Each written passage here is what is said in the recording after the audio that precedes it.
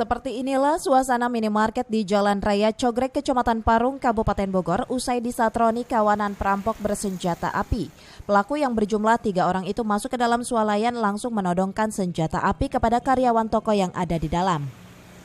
Dalam sebuah rekaman kamera CCTV, kawanan perampok itu memakai kaos sweater dengan menutup wajah sambil menodongkan senjata api kepada karyawan toko agar memberitahu brankas tempat menyimpan uang, dan pelaku berhasil menggasak uang sebesar puluhan juta rupiah. Ditodong dan minta diarahkan untuk ke brankas.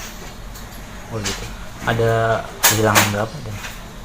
Kerugian sekitar 54 jutaan.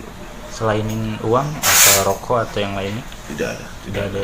Tapi untuk pegawai apa saja ada luka? Oh, tidak ada.